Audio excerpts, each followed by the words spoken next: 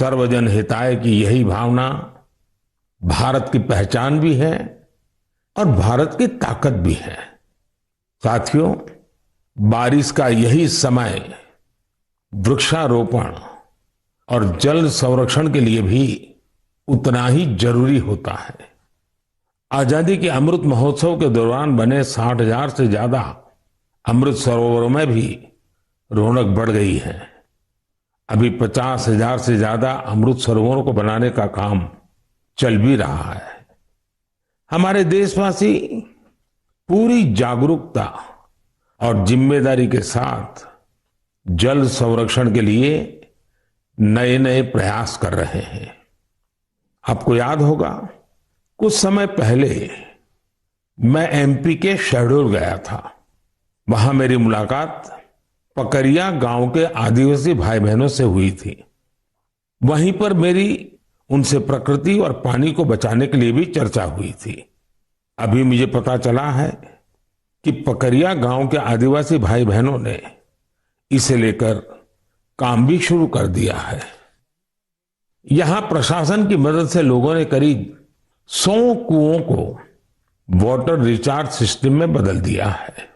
बारिश का पानी अब इन कुओं में जाता है और कुओं से ये पानी जमीन के अंदर चला जाता है। इससे इलाके में भू जल स्तर भी धीरे धीरे सुधरेगा। अब सभी गांव वालों ने पूरे क्षेत्र के करीब करीब 800 कुएं को रिचार्ज के लिए उपयोग में लाने का लक्ष्य बनाया है। ऐसी ही एक उत्साहवर्धक खबर यूपी से आई है। कुछ दिन पहले उत्तर प्रदेश में एक दिन में 30 करोड़ पेड़ लगाने का रिकॉर्ड बनाया गया है। इस अभियान की शुरुआत राज्य सरकार ने की, उसे पूरा वहां के लोगों ने किया। ऐसे प्रयास जन भागीदारी के साथ साथ जन जागरण के भी बड़े उदाहरण है। मैं चाहूंगा कि हम सब भी पेड़ लगाने और पानी बचाने के इन प्रयासों का हिस्सा बने। मेरे प्यारे देशवासियों, इस समय सावन का पवित्र महीना चल रहा है। सदाशिव महादेव की साधना आराधना के साथ ही सावन हरियाली और खुशियों से जुड़ा होता है। इसलिए सावन का आध्यात्मिक के साथ ही सांस्कृतिक दृष्टिकोण से भी बहुत महत्व रहा है। सावन के झूले, सावन की मेहंदी, सावन के उत्सव, यानी सावन का मतलब ही आनंद और उल्लास होता है। साथियों, हमारी इस आस्था और इन परंपराओं का एक पक्ष और भी है। हमारे ये पर्व और परंपराएं हमें गतिशील बनाते हैं। सावन में शिव आराधना के लिए कितने ही भक्त कांवड़ यात्रा पर निकलते हैं।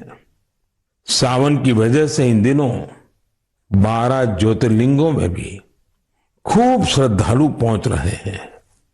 आपको ये जानकर भी अच्छा लगेगा कि बनारस पहुंचने वाले लोगों की संख्या भी रिकॉर्ड तोड़ रही है। अब काशी में हर साल 10 करोड़ से भी ज्यादा पर्यटक पहुंच रहे हैं। अयोध्या, मथुरा, उज्जैन जैसे तीर्थों पर आने वाले श्रद्धालुओं की संख्या भी तेजी से बढ़ रही है।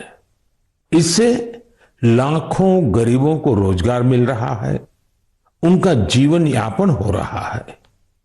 ये सब हमारे सांस्कृतिक जन जागरण का परिणाम है। इसके दर्शन के लिए अब तो पूरी दुनिया से लोग हमारे तीर्थों में आ रहे हैं। मुझे ऐसे ही 2 अमेरिकन दोस्तों के बारे में पता चला है जो कैलिफोर्निया से यहां अमरनाथ यात्रा करने आए थे। इन विदेशी मेहमानों ने अमरनाथ यात्रा से जुड़े स्वामी विवेकानंद के अनुभवों के बारे में कहीं सुना था। उससे उन्हें इतनी प्रेरणा मिली कि खुद भी अमरनाथ यात्रा करने आ गए। ये इसे भगवान भोलेनाथ का आशीर्वाद मांगते हैं। यही भारत की खासियत है कि सबको अपनाता है, सबको कुछ न कुछ देता है। ऐसी ही एक फ्रेंच मूल की महिला है शार्लोट शोपा। बीते दिनों जब मैं फ्रांस गया था तो इनसे मेरी मुलाकात हुई थी। शार्लोट शोपा एक योगा प्रैक्टिशनर है, योगा टीचर है और उनकी उम्र 100 साल से भी ज्यादा है। वो सेंचुरी पार कर चुकी है। वो पिछले 40 साल से योग प्रैक्टिस कर रही हैं। वो अपने स्वास्थ्य और 100 साल की इस आयु का श्रेय योग को ही देती हैं। वो दुनिया में भारत के योग विज्ञान और इसकी ताकत का एक प्रमुख चेहरा बन गई है। इनसे हर किसी को सीखना चाहिए। हम न केवल अपनी विरासत को अंगीकार करें, बल्कि उसे जिम्मेदारी के साथ विश्व के सामने प्रस्तुत भी करें।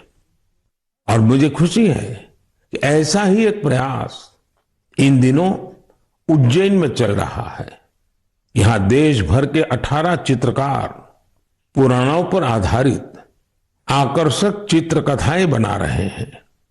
ये चित्र बूंदी शैली, नाथद्वारा शैली, पहाड़ी शैली और अपभ्रंश शैली जैसी कई विशिष्ट शैलियों में बनेंगे।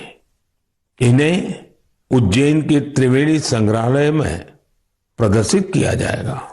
यानी कुछ समय बाद जब आप उज्जैन जाएंगे तो महाकाल महालोक के साथ साथ एक और दिव्य स्थान के आप दर्शन कर सकेंगे।